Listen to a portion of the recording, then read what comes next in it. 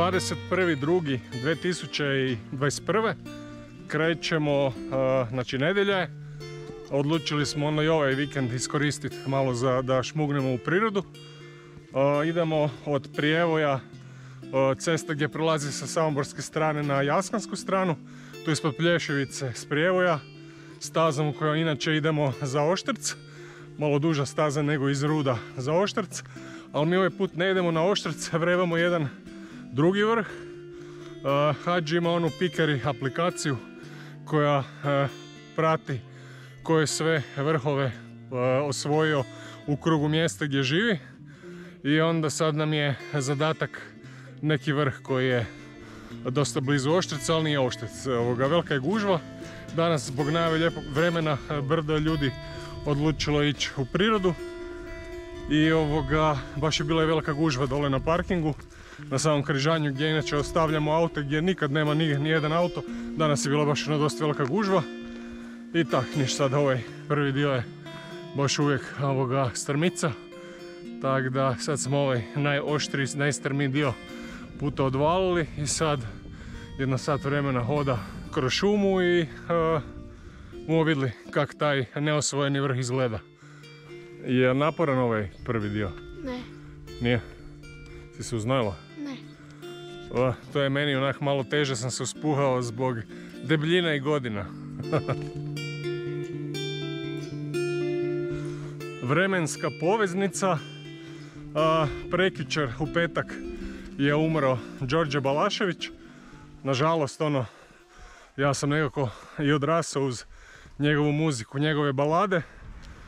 U Ilici su uz natpis na ćirilici Bećarac bile organizirane paljenje svijeće, pa smo s biciklima se iz Maksimira otpedalirali do centra grada i zapalili Đoletu svijeću. Baš je bio Balašević legendo, onak, baš sam bio tužen kad sam čuo da je umro. Da mi je još jedan red proći Ilicom, pa da Bećarac našvrljam ćirilicom, teško da bi drugi mogli rešiti taj hieroglif, al bi neko znao da sam tu. Cipelice jedne bele zastale bi i prevele stih na asfaltu. Ali evo, ostaju za uspomenu njegove pjesme, kao onak stvarno velika vrijednost. Nikada ga nisu granice neke sputavale i u Hrvatskoj je bio uvijek dobro došao.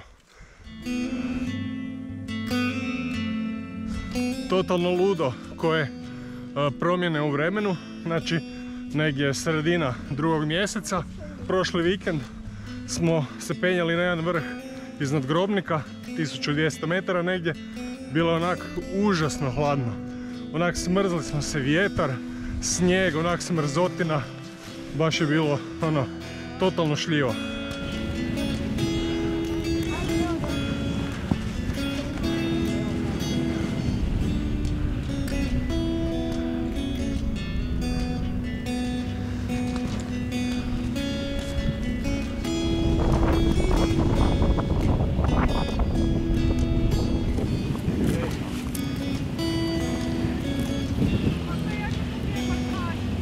A danas, pa da ima sunca, ja vjerujem da bi u kratkim rukavima hodali. Iako je toplo, ali ne vide se ni pupovi, još niš nije niknulo, sva sreća. Jer zbog ovakve vrućine u 2. mjesecu zna onak propupati, prolistat. Pa dođe mraz pa sve ode k vragu, no na sreću, evo, još nije.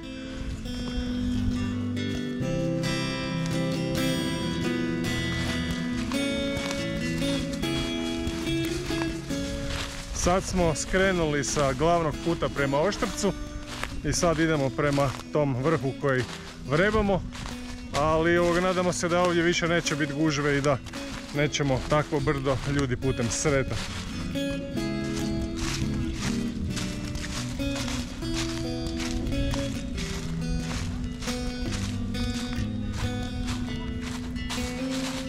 Danas Pikeri tvoj na koji nas vrh vodi, kam idemo? Idemo na Klopov breg. Klopov breg? Da. Kaj je Klop? Klop je Krpelj inače, ne? Na Krpeljev breg idemo. Da, a to je, bili smo već tam, to je jedna ovako izolirana stijena u šumi. Pored. Ima jedna livada pored, pa ako bude sunca malo ćemo se posunčati. Idealno mjesto za proslaviti čak 2 rođendana. Dakle, ovaj put nisu samo kobase na meniju, imamo i neke druge delicije.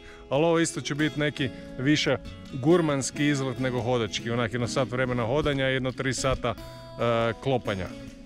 U stvari, u užem smislu Klopov breg je breg za klopanje, ne? Pa to je smisao za danas.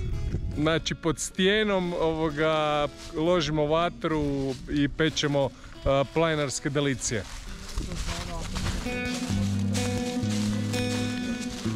Aha. Može. Da.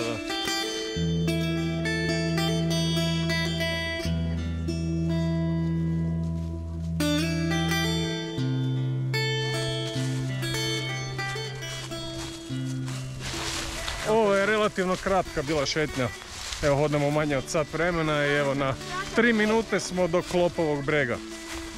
Sad zadnje nizbrdica, što je neobično, nizbrdica prije vrha.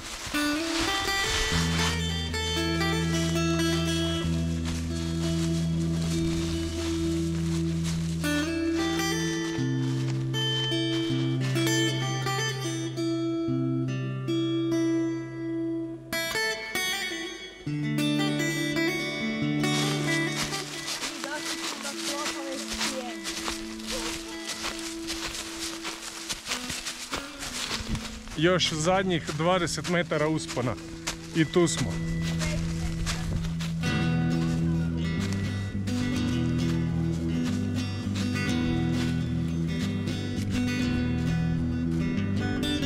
Dole se nemoj zviznut.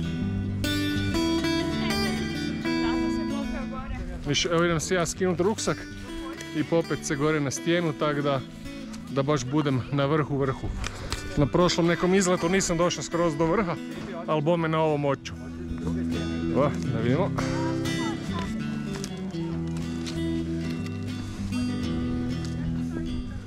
Tu je neka gužva malo na vrhu. Da. Lijepo, evo sunce već lagano izlazi, tako da će možda biti stvarno i sunčano kako su najavili. Na vrhu Klopovog brega. Čekaj, Hadži, koliko si rekao, koliko je visok? Oko 680. Eto, 680 metara, evo. I ispod mene. Još da je 2680, još da je stavi znamenka 2 i sve, to bi bilo teko. To je samo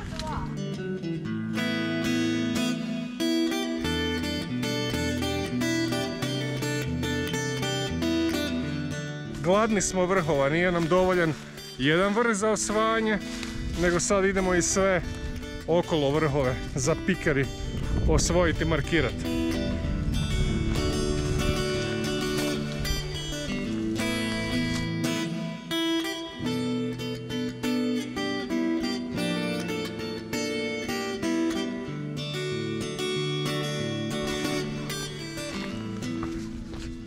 Dakle, tu staza vodi po hrbtu i onak lijepo je hodati gore po ravnom, ali dole tu nije baš ravnica, onak dosta je strmo.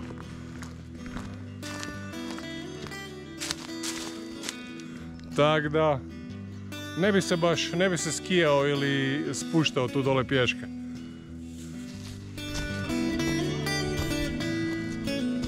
Da znaš. Rupa. Nije kao da sam pala u nju, ali da znaš. Rupa, rupetina. Evo nas i na Klopićevom brijegu. Na Tam je Klopiću. tata Klop, ovdje je mali Klopić. I rupa u kojoj je skoro moja kćer opala.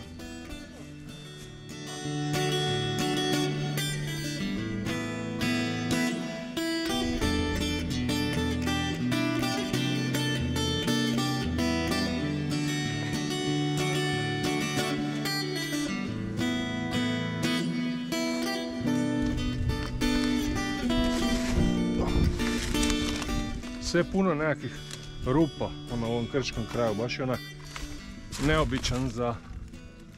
A zapravo i nije neobičan za Samoborsko gorje.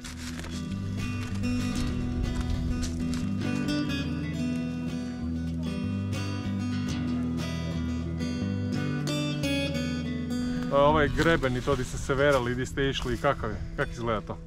Pa lijepo je. Ko nas lagano kamenje jedno na drugo. Je naporno, teško, opasno? Pa nije. Opasno je. Malo. Kaj veliš, opasno malo? Malo. Da, one neke, po nekim stijenama su se onak verali onak.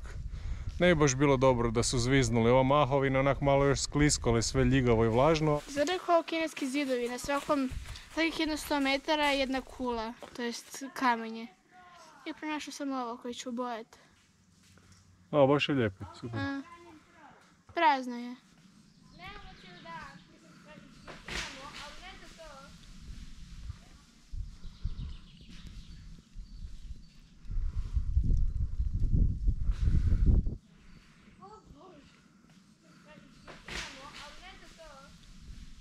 I tu sam ja rasturio švicarac. Ovo je naše malo ognjište koje je ostalo kad smo ovdje bili zadnji put po zimi.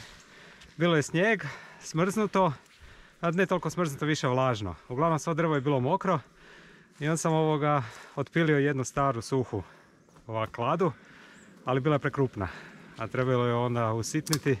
Nisam imao poštenog nekog alata, reznog, tako da sam koristio švicarac za batoniranje i onda sam ga malo ubio. Dakle, Hadži nije imao pošten čvrsti nož, pa je sa sklopivim švicarcem Viktorinog sam išao batonirat, pa se eto malo nožić rasklimao i raspao. A Hadži si u međuvremenu onda kupio pošteni nož Moru Garberg i sad onak, nema problema više sa vatrom i batoniranjem.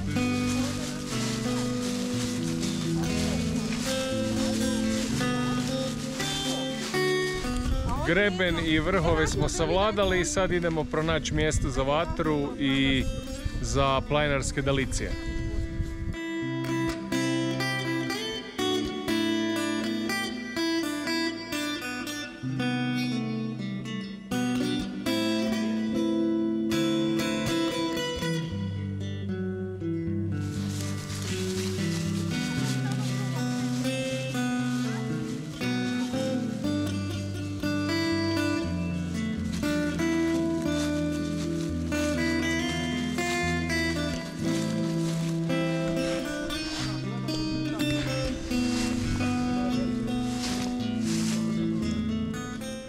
I ovak se da. Da ti krivo kaj nisi pronašao ovo super mjesto. Možete vi paliti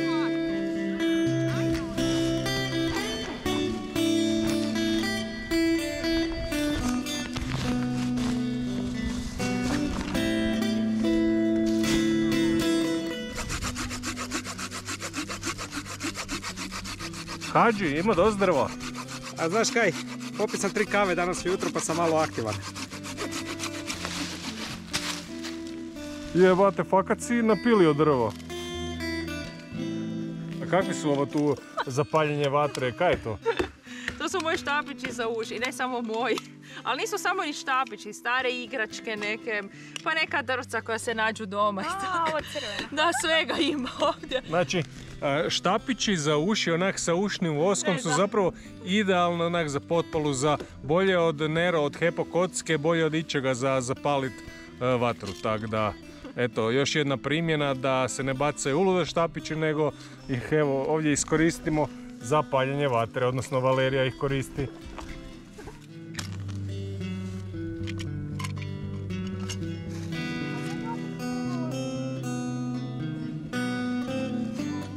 Svi bi lako planu štapići mamini. Da, jako. I dugo gore. Radi puno tog voska. Znači, to je zapravo, trebaš onak imati zmazane uši i onda skupio da onak se skupi, ne sad svaki dan čistiti, nego onak svaki tjedan jednom počistiti uši tako da onak bude dobro voska na štapićima, tako da onak da bolje plane.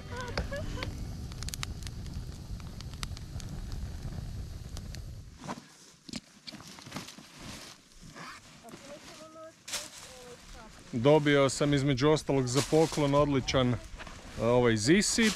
To je ko mali sklopivi karimat, to tražim zapravo već jedno pola godine si hoću kupiti, jer je zgodan, mali je sklopivi za staviti u ruksak za jednodnevni izlet i ovak baš za oko vatre se rastegne i lijepo može se sjest lijepo na njega. Tako da evo, dobio sam od Hadži i Valerije za ročkas I toliko je dobro da smo si onda zapravo svi kupili u obitelji, sad i svi Hadzivelkosi, svi Ratej, svi imamo sjedalice.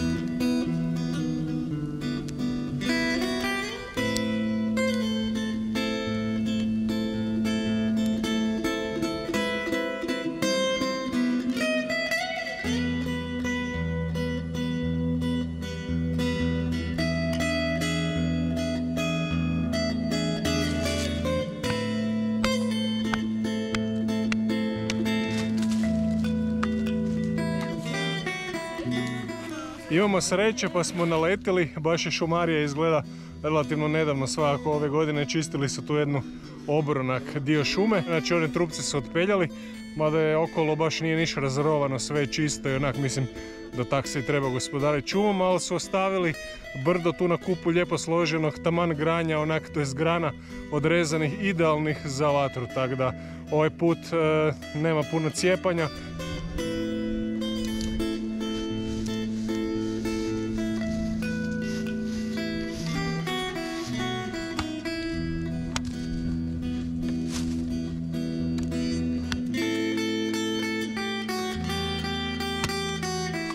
Danas rezni alati na izletu su Gransfors Brooksova Wildlife Hatchet, znači mala sjekirica.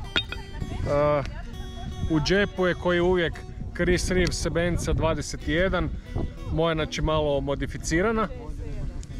I ovaj put nosim znači od nožara našeg Gorkija, znači nož koji mi je napravio prije jedno 7 godina. Doma ga često koristim u kuhinji, ali na izletima malo rijeđe, pa evo to se možda malo promijeni. Odličan Gorkijev nož.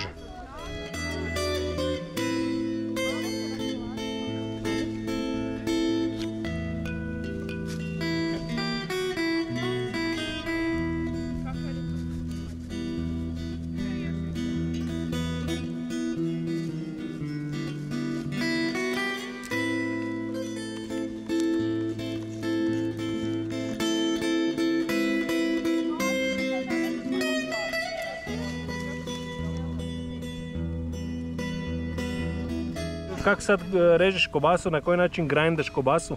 Na križ-kraš, Hadzivelkos način. Dobro, ajmo vidjeti kako to izgleda. Kaj je bitno, znači ovak prvo je narežeš na jednu stranu? Da, i na drugu stranu. Dobro, ajmo vidjeti. Da ispadnu kao mali kristalići.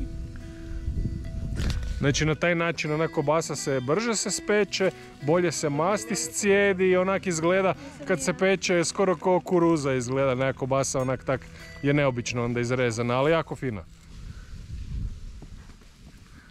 Sipi samo malčice. Nemam pojma kako režem, pokušavam kopirat nolu. To je Hadzivelkos, to je ne sad, znam dalje. to je najsofisticiranije, sad ga još ovako odrežeš, znači sad ga ovako, da, takih još izrežeš. Ne, to mi je fora, kukuruza onak da zgleda. Da, kukuruza zgleda, još je i bolje se peče I tako sa svih strana. Dobro. to je takozvani matematički Hadzivelkos način grindanja kobasa.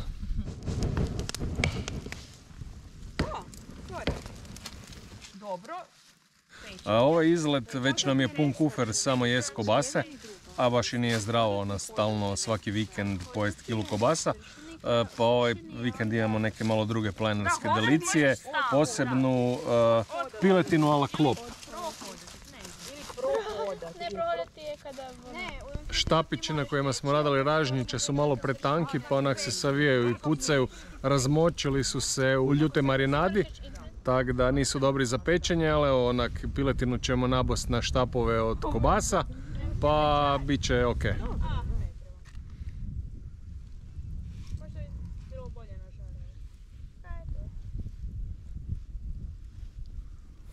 Ja sam jako puno začina stavila, čak sam stavila tvoje one ljute, to mi odkapilo. Inače na izletima uglavnom tamanimo, klopamo kobase, zato kaj je brzo, gotovo i onak jednostavno je za pripremiti u prirodi. na vatri u divljini, a ovaj put je dobra promjena, znači marinirana piletina u soja sosu, u kariju i još ostalim nekim mirodijama i malo lagano sa proredima špeka domaćeg, tako da odlično je. Super je, baš je ukusno. Na ovom izletu slavimo i Hadžijev 47. rođendan i Nolin 12. rođendan. Prošli put su slavili Svibi i Valerija i ja, ali ja sam zaboravio. Kako slavimo 2 rođendana imamo i 2 torte, znači na izletu u šumi, ali su za 2 rođendana 2 torte. Ćemo zakuriti to?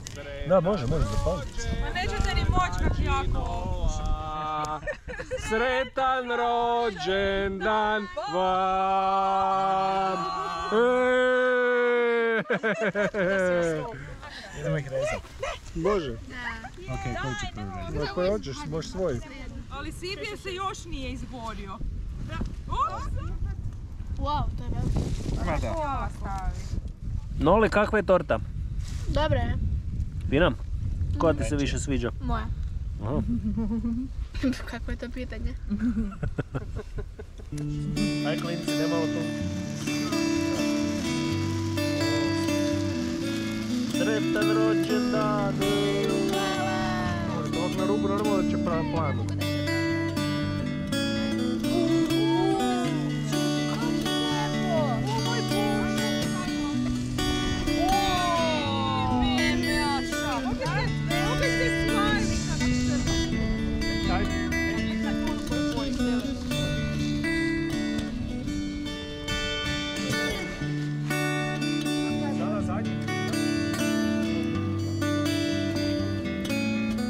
Evo, 3:30, lagano vatru privodimo kraju i gibamo, drugim putem ćemo natrag prema autu.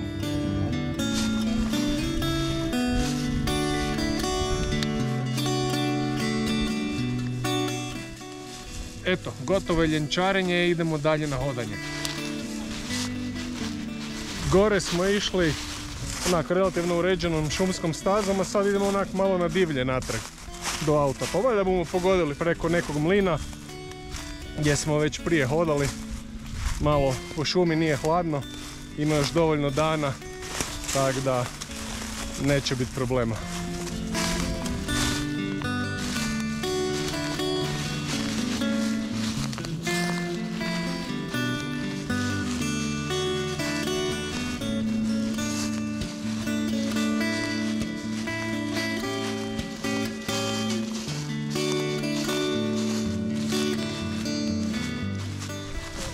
Malo je strmo, ali bolje strmo da je nizbrdo nego da je strmo uzbrdo.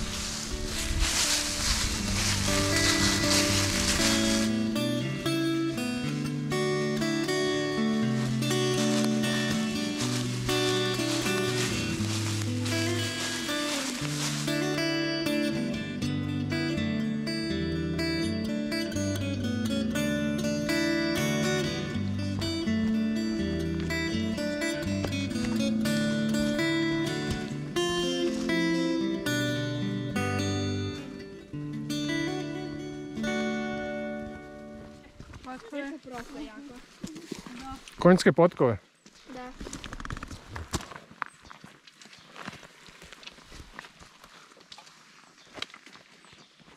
Evo, tu smo se s vrha sjurili i sad dalje smo na planinarskom putu, sad dalje markirani put, tako da ja sam ljosnuo tako u blato, razlijepio sam se, a sad je dalje put ok, koji nas vodi do mlina jednog gdje smo bili prije jedno par mjeseci i onda još jedno sat vremena još imamo otprilike hodati do auta. Malo je ovaj okolni put duži, ali bar je nekaj novo. Svibore, kakav je bio današnji izlet? Pa bio je lijep, nije bilo puno hodanja, ali nije bilo niti premalo. Bilo je super, slavili smo rođendane i super je bilo. Sad je bio dosta blatnjav put, a sad idemo kroz potok.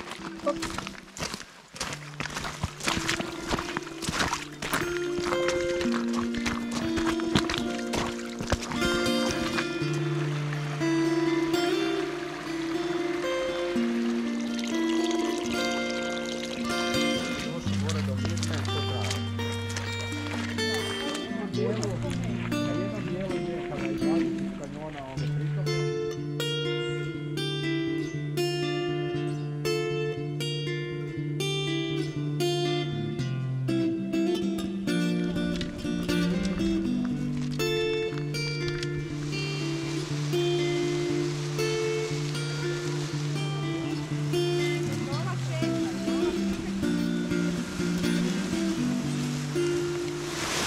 I za kraj lijepe vikend šetnje, prekrasan slap, znači biser izleta i to je sve sa ove avanture. Pozdrav do nekog drugog izleta, bok!